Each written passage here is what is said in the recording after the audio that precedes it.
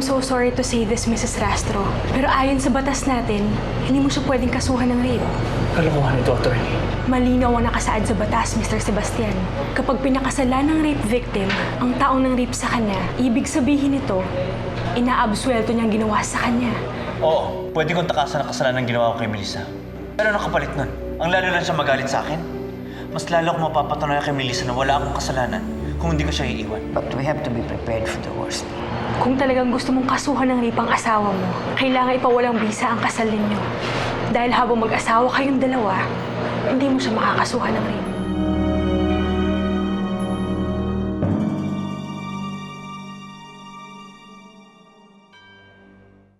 Kung ano ang gusto ni attorney, yan ang sundin mo para manalo tayo sa kaso, Felix. Madam Ophelia, can you give us a moment? Sure.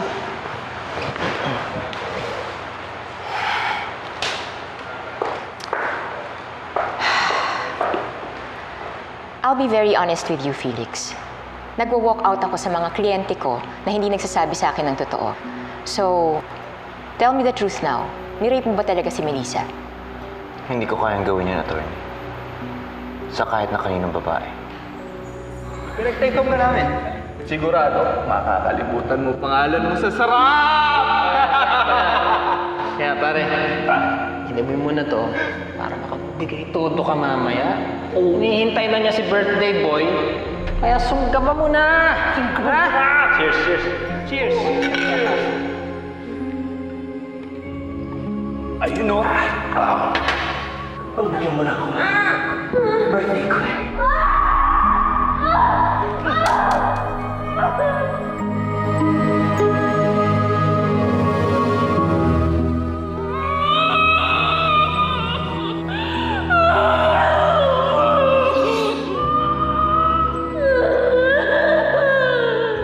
Umamin nga kayo! Itong babae ba itong nasa dyaryo at yung babae kagabi ay iisa? Oo, siya din yun. Jackson, pwede ba? Bumulong niya kayo! Ha? Pinahin niyo ako! Yun yung nangyari nung gabing yun. Hindi ko naman alam na hindi pala bayarang babae si Melissa eh. I believe we were both drugged. Niloko ko ng mga kaibigan ko. Sa batas natin, pag nakipagtalik ka sa isang babae, tulog man siya o gising, without her consent, ay maituturing pa ring rape. Babae rin ako, Felix. Kaya alam ko kung gaano nasaktan ang asawa mo. Pero alam nun, Diyos, na hindi ko naman ginusto yung nangyari. Na pinagsisisihan ko yun. Hindi ko na nga alam kung paano ko ipapaliwanag kay Melissa na hindi ko sinasadya yung nangyari. Mahal ko si Melissa, attorney. Higit pa sa buhay ko. Ayoko na nga sanang paabutin sa korte. Dahil alam ko mahihirapan si Melissa.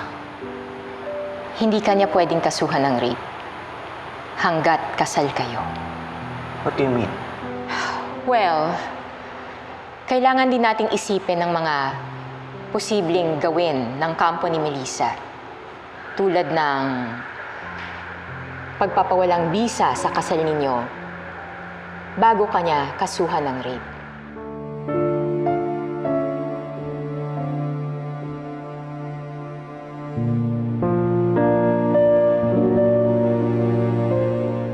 Pero sabi nga nila, pag nakilala mo na yung taong mahal mo,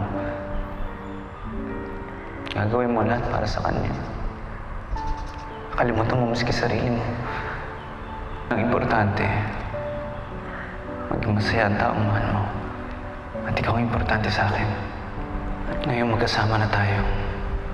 Pinapangako ko sa'yo ako magiging pader mo. Pagsisikapan ko ng patibayin ng aking sarili. Kapag nahihirapan ka, nandito lang ako sasandalan mo. Mahal na mahal kita, Melissa.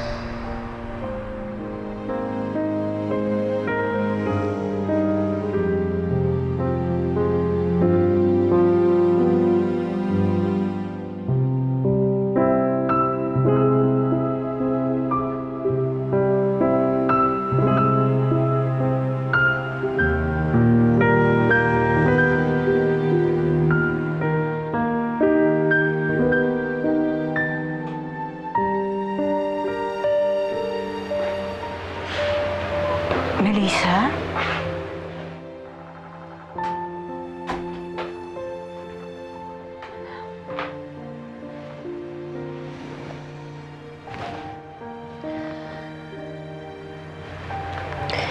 Hindi ko alam na kung bakit suot ko pa rin itong singsing na to.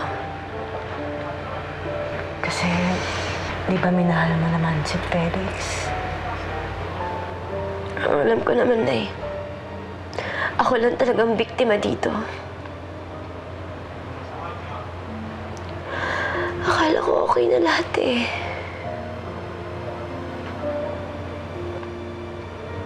masaya na akong pamilya. May ama na ang anak ko. Pero panandalian lang pala yun. Parang isang masayang panaginip na naging bangungot. At hindi ako magising-gising sa bangungot na yun. Anak, Labas ngayon naman, Nay. Hindi ko makasuhan si Felix hanggat kasal kami. Hindi ko naman alam Hindi ko alam kung tama ba talaga itong ginagawa ko. Si Felix. Siya lang ang lalaking minahal ko pagkatapos ni Roberto.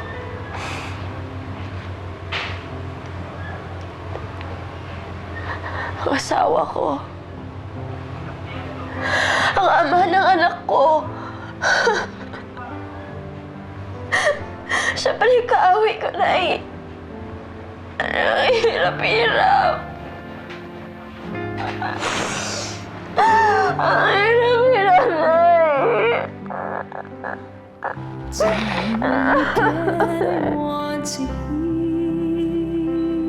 Bakit ang hirap-hirap?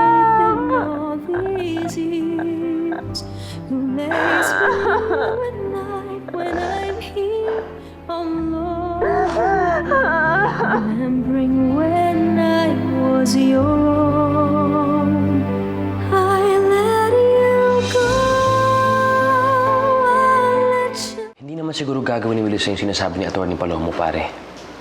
Paano pag ginawa niya? Paano pag nag-file siya ng petition para may paiwalang bisa ang kasal namin? Siguro may isipan naman ni Melissa na ikaw pa rin ang ama ni Eva. Pare, mahal na mahal ka ng anak mo. Kenneth, kilala ko si Melissa. Magpipitong taon niya nang hinahanap ko sino yung rape sa kanya.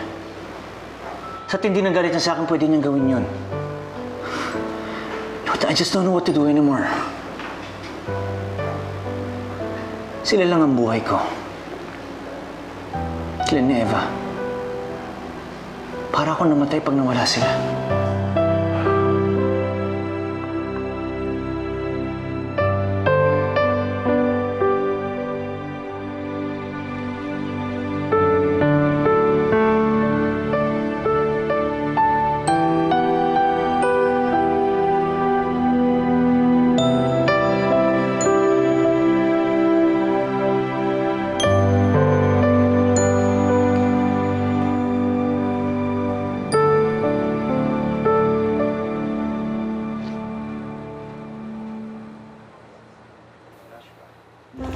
Sabihin mo kay Ninong kung anong gusto mong gift na. Kahit anong bibigay ko sa'yo. Hindi naman po kasi regalong kailangan ko. Kung di Daddy. At kayo po ang gusto kong maging Daddy, Ninong.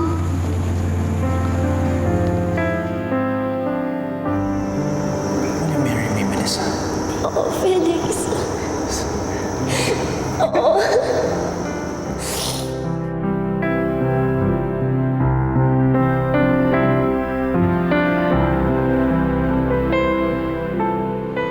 Kulang pa yung habang buhay para ipakita ko sa'yo at ipadama ko sa'yo na mahal kita.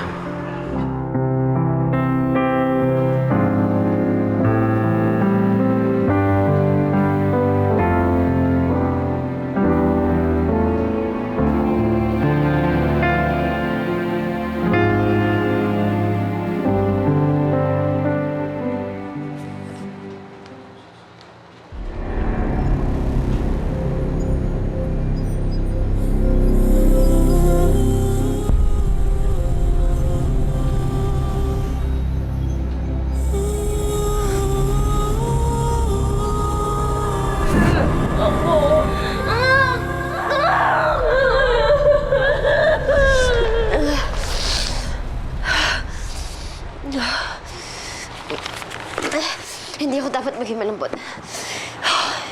Hindi ako dapat maging malambot.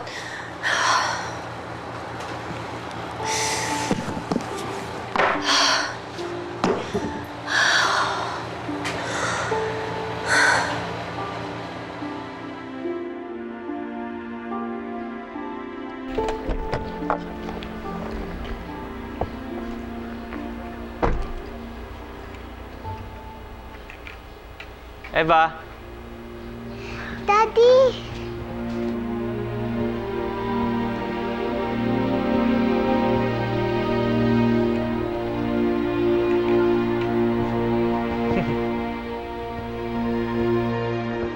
Daddy! Ay, anak. Alam mo bang miss na kita? Palagi kitang naiisip. Opo. Kasi palagi din po kitang napapaniginipan. Sabi po kasi ni Lola, kapag napapaniginipan mo isang tao, iniisip ka niya. Ah, bale. O, ito. Bigay ko yan para sa'yo, ha? Lagaan mo yan. Siya muna ang kasama mo habang wala si Daddy. Ha? Pero Daddy, ikaw pa rin po ang gusto kong makasama. Sana, Daddy, magician ka na lang para mamagic mo si Mami at hindi na siya galit sa'yo. Naku, yung mga magician na yan, nagsisinungaling lang yan. Nanluloko sila, akala mo magaling. Ako, ayoko na magsinungaling sa mami mo. Gusto ko mapatawad niya na ako ng kusa. Ayoko na siya lukuhin. Thank you very much, Daddy. May bago na akong pet. Ano pa pangalan mo? Anak, akala ko ba ngayon niya pag-uusapan yung kaso? Oo, papunta na ho siguro si Roberto at si Attorney Monzon. Si Eva. Ayun pala eh. Felix!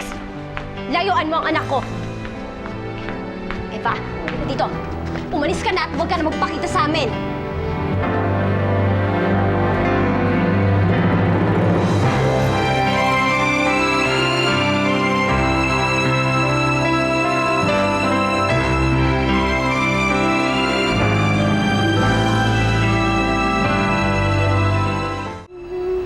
Hindi ko alam kung ano mga plano mo, Felix. Pati kung ano naman ang utak mo.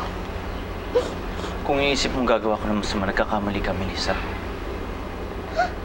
Mami, hindi naman po bad kay si Daddy.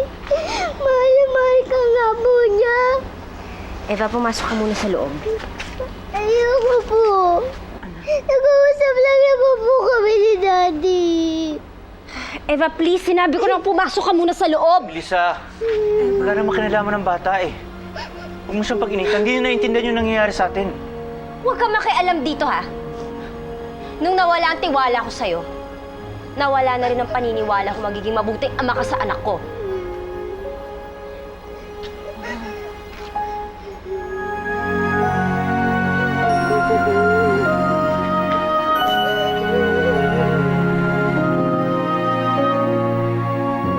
Mabuti man nakalasan si Rebecca. Nasisikapan na ako pag nandito siya.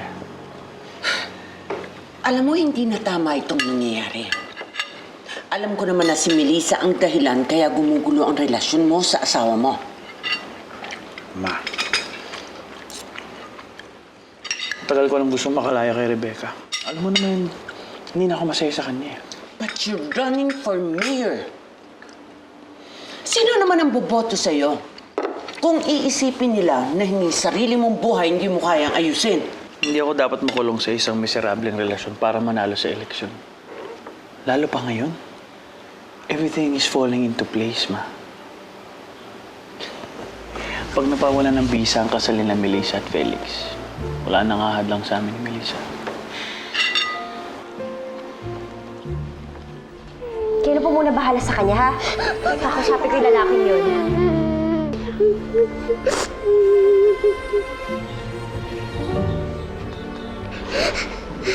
Gusto lang naman po ako makita ni Daddy. Si Mami lang naman po galit sa kanya. Kung ayaw ni Mami na makasama si Daddy, ako po hindi. Bakit niyo po ako ilinalayo kay Daddy?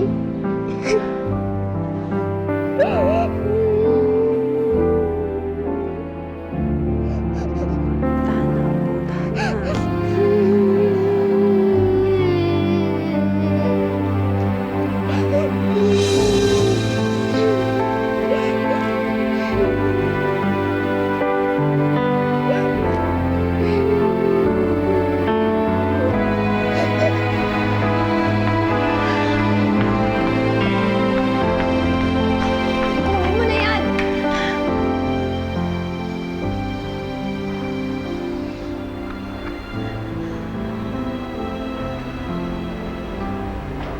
Melissa, wedding ring natin to. Bakit mo tinatapon? Kasi basura ng tingin ko dyan.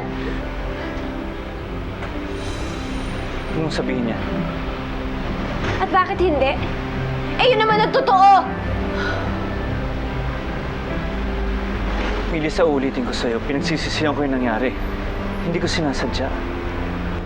Kung ano man ang sinasabi nila sa ngayon, binabaliktad lang nila ako. Dahil ako ang gusto lang madiin sa kaso.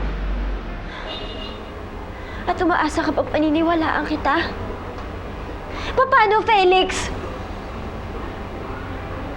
Halos 7 taon mo ako niloko!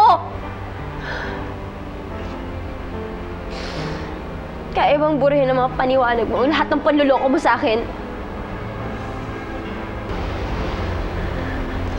Melissa, patawarin mo na ako. Hirap na ako. Talaga lang ah. Sana kayang pantayan ang paghihirap mong lahat ng pinagdaanan ko noon.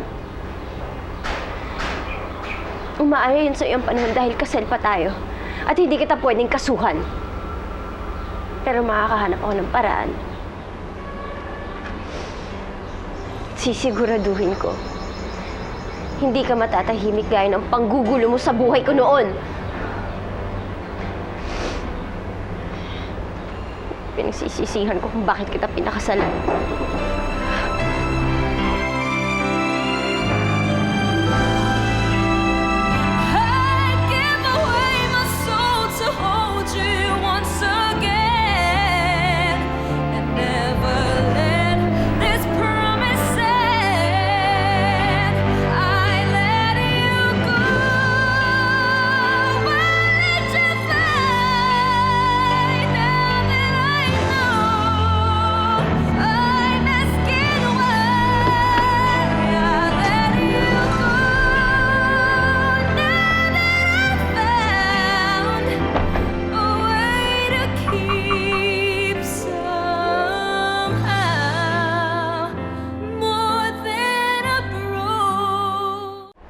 How many times do you have to tell her na tigilan mo na si Melissa?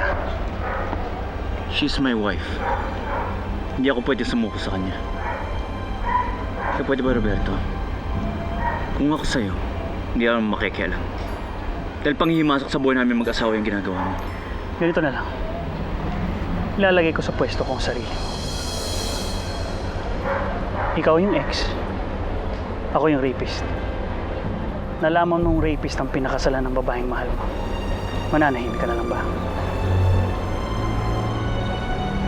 Kaya ba tayo, Roberto?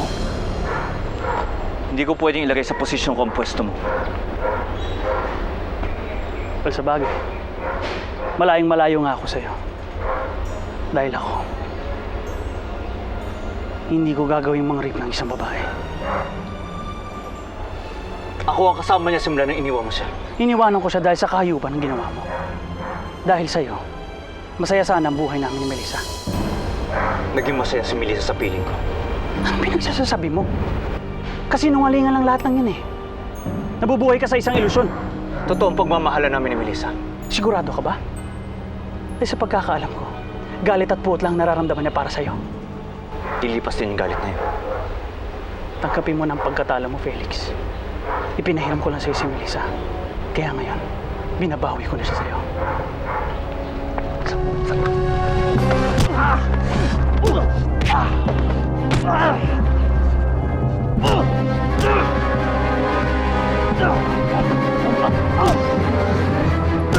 Sige na, Apo, kumain ka na. Ayoko po. Kahit konti lang. Naku, paano ba yan? Magkakasakit ka kapag hindi ka kumain eh. Mahihina ang katawan mo. Sige na.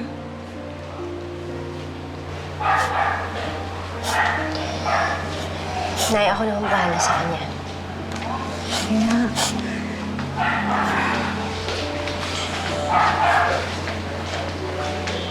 Yan. Kain ka na. Hindi ba sabi mo, ayaw mo nahihirapan si Mami? Pag hindi ka kumain at nagkasakit ka, nahihirapan ako. Gusto mo ba yun? Hindi po. Kain ka na. Di ba po, sabi niyo ayaw niya rin ako nahihirapan? Oo naman. Nahihirapan po kasi ako pag hindi natin kasama si Daddy. Eva, masanay ka na nawala ang daddy mo. Nabuhay naman tayo dati na wala siya, hindi ba? Galit ka lang sa kanya, kaya ayaw mo siya dito. Wala naman siyang ginagawang bad, di ba? Sabi mo, dapat marunong mag-forgive. Pag nag-sorry na, bakit hindi niya ma-forgive si Daddy? Bakit ayaw niyo ko mapayagan na makasama siya?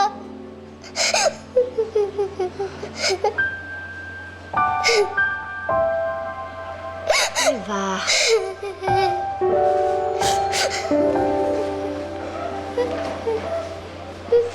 Eva, anak! Bumalik ka dito! Eva!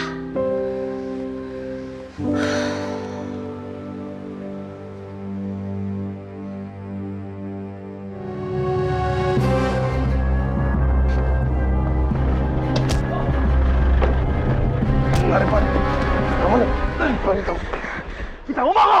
Hindi ba ako tapos sa rapist na yan eh? Bitawan mo ako! Oo, nagkasala ko yung Melissa. Pero pinagsisisiyo ko rin yung Roberto. Ngayon wala na ako hinanggat kundi mapatawad niya ako. Kaya pwede ba tigilan mo na kami mag-asawa? Gago ka ba? O sa tingin mo ako yung gago? Ha? Kami ang para sa isa't isa. Ikaw ang kontrabida sa buhay namin. Kundi dahil sa'yo hindi kami magkakahiwalay. Kaya uulitin ko. Ipinahiram ko lang sa'yo si Melissa. Pero binabawi ko na siya sa'yo. Tigilan mo na kami mag-asawa. Kami at tigilan mo, tantanan mo na si Melissa. Dahil hindi ka na matatanggap. She's my wife. Ikaw ang halimaw na sumira sa buhay niya. Kaya lahat gagawin ko para pagbayaran mo lahat ng kasalanan mo. Itatapon ko lahat ng pera kahit hanggang sa huling-huling kusing. Para lang sa kaso ni Melissa, para lang magbulok ka sa kulungan! Si Roberto, hayaan mo na siya. Makikita naman natin siya sa korte eh. Tama. Tama ko rin.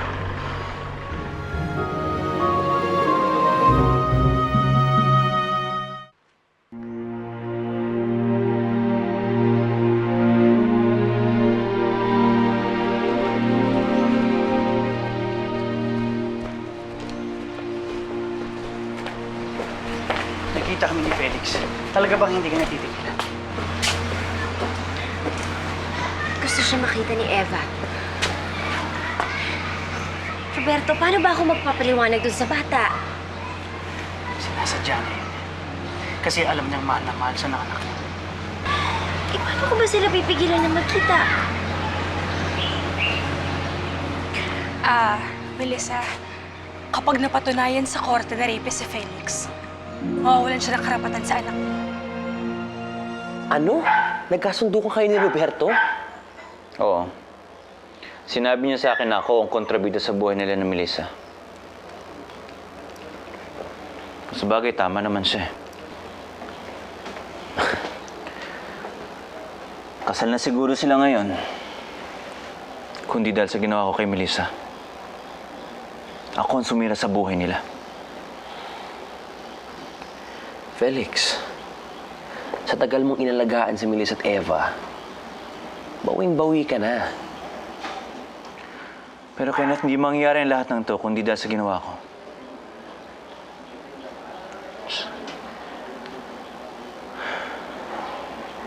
hindi na siguro mawawala yung galit sa akin ni Melissa. Ayaw niya nga akong palapitin kay Eva eh. Grabe naman si Melissa, pare. Anak mo pa rin naman si Eva. Hindi niya dapat nilalayo sa'yo yung bata. I can't blame her. Nahihirapan ako pag nakita ko siya nasasaktan. Pero mas masakit pala yung nakikita mong galit na galit sa yung babaeng pinakamamahal mo. Kung tignan ako ni Melissa ngayon, parang hindi ako yung Felix na nagmahal sa kanila ni Eva eh. Parang hindi ako yung Felix na minahal niya. Kung tignan niya ako yung parang isa akong halimaw. Isa akong halimaw! Nagugulo ang bata sa nangyayari. Dapat bilisan na natin ang kaso, Melissa. Ako nga rin, Roberto, naguguluhan na ako. Pero kung ako lang, gusto ko talaga maparusahan si Felix. Pero paano naman si Eva? Ngayon pa nga lang, masama na yung loob niya sa akin. Paano pa kaya pag pinakulong ko pa yung daddy niya? You know what I think? Ginagamit lang ni Felix si Eva para guluhin ang isip mo. Baka nga sinusulsulan pa ni si Eva para pakiusapan ka na napatawarin mo siya. Melissa, he's using your daughter para magkabalikan kayo. Hindi ko na alam kung anong gagawin ko, Roberto. Melissa, you have to stay focused. Kailangan mawala sa buhay niyo si Felix. At mangyayari lang yun kapag nag-file na kayo ng petition for declaration ng nullity ng marriage niyo. Kailangan mapawalang bisa ang kasal ninyo ni Felix.